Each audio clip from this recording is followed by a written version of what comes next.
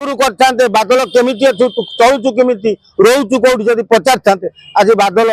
आम सांगे था आम दूरे जाइन तो बादल महांती थे सी कहते मुह खोली था किए मुह खोली था बादल महांती जी की विजु बाबू पृष्ठपोषक थे बादल महांती केबे भी मुह खोलना सी बादल महांती जन एमती लोक सी कौन सी छंदमाया कपटे पसंद से टिकेट जो काटी दिगला सी नीरव रही टिके भी स्वर उत्तोलन कले कहीं मो टिकेट काटल पचारे से भाई जड़े अमायक लोक थे जहाँ को आज भुवनेश्वर मध्यम झुरुची नवीन बाबू चुप रोचे चुप रहा हुए तो दलपति नवीन बाबू तो जन्म चुप एवं कौन चुप नवीन बाबू कौन पाई चुप पांडियान जहाँ कह नवीन से डेउचे नवीन चुप कौन मुझे बुझीपार नवीन मुह पा पांडियान तेणु नवीन चुप रे मुह पांडियान गपुची कथा कहूँ कौन नवीन बाबू खाइले मद पीले शोले कम नहीं।